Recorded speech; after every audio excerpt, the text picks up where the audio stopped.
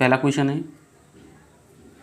कि हिंदी भाषा के प्रश्न पत्रों के अंतर्गत चयन प्रकार के प्रश्न ही होते हैं, क्यों? पहला ऑप्शन है वस्तुनिष्ठ, दूसरा ऑप्शन है लघु उत्तरी, तीसरा ऑप्शन है अति लघु उत्तरी और चौथा ऑप्शन है निबंधात्मक। तो हिंदी भाषा के प्रश्न पत्रों के अंतर्गत चयन प्रकार के सभी प्रश्न पत्र होते हैं, किस लिए होते हैं? क्योंकि यह वस्तुनिष्ठ होते हैं। किस लिए होते हैं? क्योंकि यह वस्तुनिष्ठ होते हैं। पहला ऑप्शन इसका सही आंसर हो जाएगा। नेक्स्ट क्वेश्चन देखते हैं कि मौखिक अभिव्यक्ति में स्वाभाविकता बनाए रखने के अंतर्गत निम्नलिखित में से कौन सा सर्वाधिक महत्वपूर्ण है? पहला ऑप्शन है प्रभावोत्पादक के लिए बनावटी बोली का प्रयोग, दूसरा ऑप्शन है सरल एवं सहज भाषा का प्रयोग, तीसरा ऑप्शन है अत्यधिक विद्वतापूर्ण भाषा का प्रयोग ताकि सामान्य लोग इसे नहीं समझ सकें, और चौथा ऑप्शन है उपरोक्त सभी। तो मौखिक अभिव्यक्ति और स्वाभाविकता बनाए रखने के अंतर्गत जो सर्वाधिक महत्वपूर्ण होता है वह होता है सरल एवं सहज भाषा का प्रयोग। सरल एवं सहज भाषा का प्रयोग। नेक्स्ट क्वेश्चन देखते हैं कि हिंदी भाषा शिक्षण में निदानात्मक परीक्षण का उद्देश्य है, यानी हिंदी भाषा शिक्षण में निदानात्मक परीक्षण का उद्देश्य क्या है? पहला ऑप्शन है कमजोरियों का पता लगाना, दूसरा ऑप्शन है कमजोरियों को दूर करना, और तीसरा ऑप्शन है उपचारात्मक सुझाव देना, और चौथा ऑप्शन है ये सभी। तो हिंदी भाषा शिक्षण में निदानात्मक परीक्षण का जो उद्देश्य होता है वह आपका ये सभी होता है, यानी कमजोरियों का पता लगाना, कमजोरियों को दूर करना, उपचारात्मक सुझाव देना और ये सभी। नेक्स्ट क्वेश्चन है कि नाटक शिक्षण में सतत और व्यापक मूल्यांकन के लिए निम्नलिखित में से कौन सा सर्वाधिक महत्वपूर्ण है? पहला ऑप्शन है लिखित परीक्षा, दूसरा ऑप्शन है मुख्य संवादों को सुंदर रूप से लिखना, और तीसरा ऑप्शन है पढ़े गए नाटक का मंचन, और चौथा ऑप्शन है इसमें पात्रों का चरित्र चित्रण। तो जो नाटक शिक्षण में सतत और व्यापक मूल्यांकन का जो सर्वाधिक महत्वपूर्ण जो रोल होता है वह आपका नए पढ़े गए नाटक का मंचन करना होता है। क्या होता है? पढ़े गए नाटक का मंचन करना। ऑप्शन नंबर इसका तीसरा एकदम सही आंसर है। नेक्स्ट क्वेश्चन देखते हैं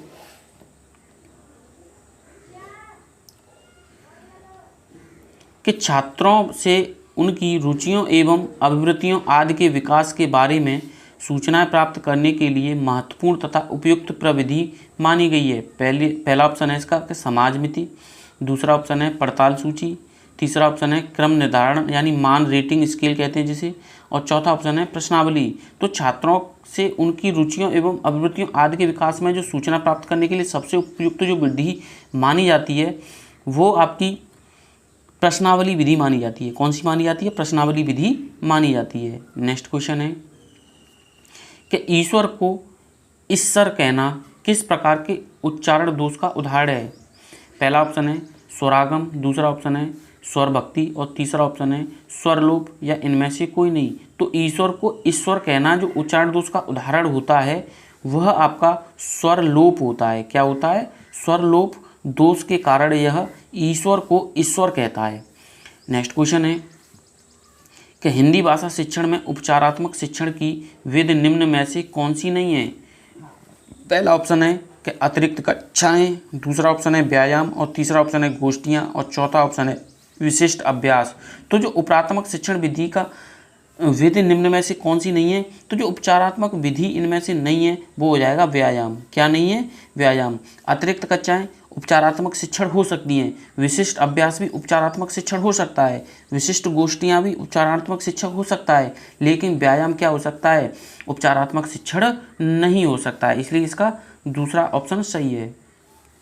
नेक्स्ट क्वेश्चन है कि अर्थानुभूति, भावानुभूति, सौंदर्यानुभूति, रसानुभूति, परमानंदभूति ये 5 सोपान कविता शिक्षण में पाए गए हैं। इनमें से किसका संबंध केवल कविता के बोध पाठ से है? पहला ऑप्शन है भावानुभूति एवं सौंदर्यानुभूति, दूसरा ऑप्शन है अर्थानुभूति एवं सौंदर्यानुभूति, तीसरा है अर्थानुभूति एवं भावानुभूति और चौथा है रसानुभूति एवं परमानंदान यानी परमानंदानुभूति। तो इसका जो आंसर हो जाएगा वो आपका तीसरा हो जाएगा। कौन सा हो जाएगा? अर्थानुभूति एवं भावानुभूति ही कविता शिक्षण के जो 5 सोपान है इसका संबंध कविता से होता है। नेक्स्ट क्वेश्चन है कि बच्चों में भाषा सीखने की क्षमता जन्मजात होती है, यानी जो बच्चे होते हैं उनमें भाषा सीखने की क्षमता जन्मजात होती है। पहला ऑप्शन है भाषा शिक्षण का कार्य नहीं किया जाना चाहिए। दूसरा ऑप्शन है भाषा शिक्षण का कार्य घर पर ही किया जाना चाहिए।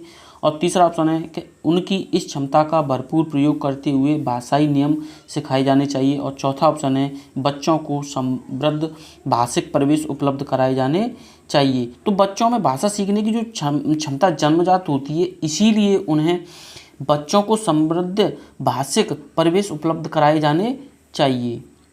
नेक्स्ट क्वेश्चन देखते हैं कि जो भाषा है क्या है। सीखने सिखाने में पाठ्य वस्तुओं का विशेष महत्व होता है, यानी भाषा सीखने सिखाने में पाठ्य पुस्तकों का विशेष महत्व होता है। दूसरा ऑप्शन है जीवन की विभिन्न स्थितियों को साधती है। तीसरा ऑप्शन है व्याकरण पर ही आधारित होती है। और चौथा ऑप्शन है जानने का अर्थ उसका व्याकरण जानना है, यानी भाषा जानने का अर्थ उसका व्याकरण जानना है। तो इसका जो आंसर हो जाएगा, तो इसका आंसर दूसरा हो जाएगा कि जीवन की विभिन्न स्थितियों को साधती है। जो भाषा होती है जीवन की विभिन्न स्थितियों को साधती है। नेक्स्ट क्वेश्चन है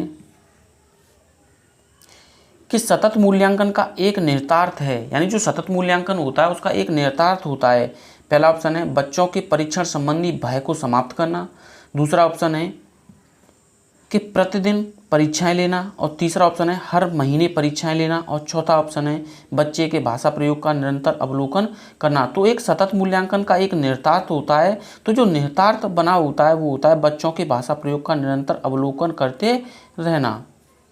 नेक्स्ट क्वेश्चन देखते हैं कि भाषा के आधारभूत कौशल हैं, यानी जो भाषा है उसके आधारभूत कौशल हैं।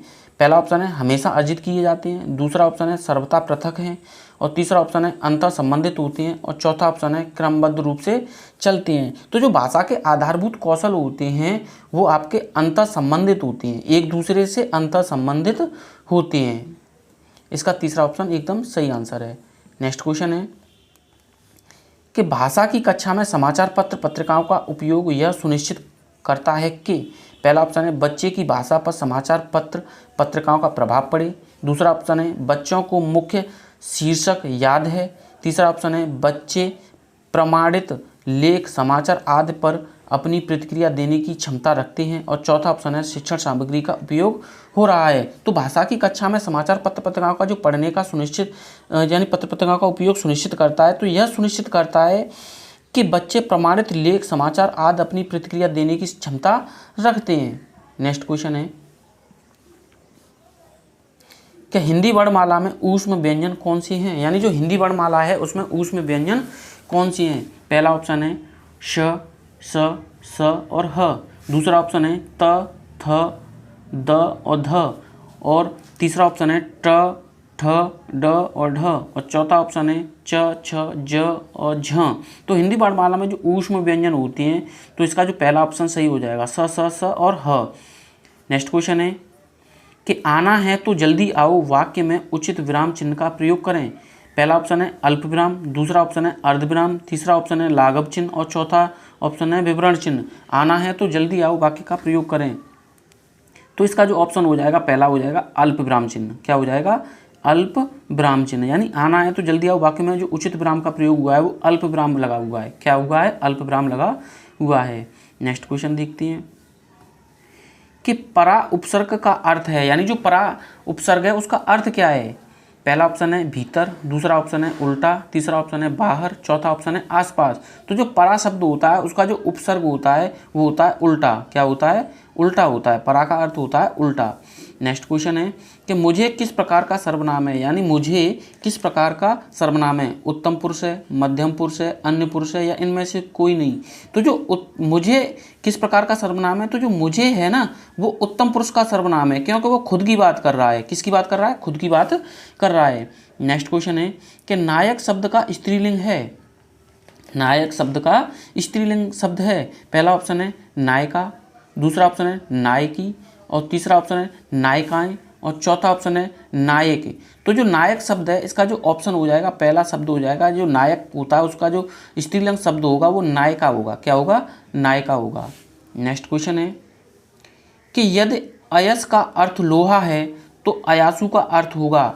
यानी जो यदि अयस का अर्थ लोहा है तो आयस का जो यानी आयुष का जो अर्थ होगा वो क्या होगा? पहला ऑप्शन है चांदी, दूसरा ऑप्शन है तांबा और तीसरा ऑप्शन है आज्ञा और चौथा ऑप्शन है प्रार्थना। तो जो आयुष शब्द का अर्थ होगा वो आपका आज्ञा होगा। क्या होगा? आज्ञा होगा।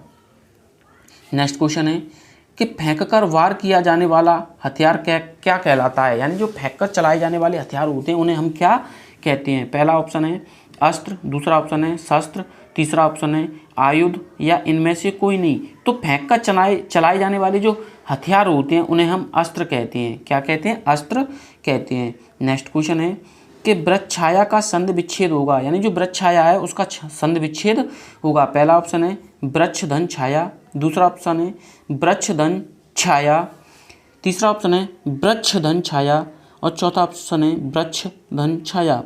तो वृक्ष छाया का जो ऑप्शन होगा वो आपका चौथा सही हो जाएगा। कौन सा हो जाएगा? चौथा सही हो जाएगा, वृक्ष धन छाया। बाकी के ये तीनों गलत हो जाएंगे। नेक्स्ट क्वेश्चन देखते हैं कि निम्न में से तुकांत शब्द युग्म है। निम्न में से तुकांत शब्द युग्म है। पहला ऑप्शन है राधा कृष्ण, दूसरा ऑप्शन है सेना सैनिक, तीसरा ऑप्शन है काया माया और चौथा ऑप्शन है राम कृष्ण। जो तुकांत शब्द हैं उनमें तो यह काया और माया है। क्या है? काया और माया तुकांत शब्द हैं। नेक्स्ट क्वेश्चन है कि निम्न में से कौन सा कर्मधारय समास है? नील गगन, त्रिफला, पतझड़, गांव और शहर। तो यह तो होगा नहीं गांव और शहर। क्यों? क्योंकि यहाँ पर क्या है? सामासिक चिन्ह लगा हुआ है, तो यहाँ पर द्वंद्व समास हो जाएगा। क्या हो जाएगा? गांव और शहर द्वंद्व समास हो जाएगा। नील गगन, नीला है जो गगन, क्या इसमें कर्मधारय समास है? तो हम देख रहे हैं कि नीला गगन में कर्मधारय समास है। त्रिफला, त्रिफला में द्विग समास है। क्या है? द्विग समास है। पतझड़, इसमें तत्पुरुष समास है। नेक्स्ट क्वेश्चन है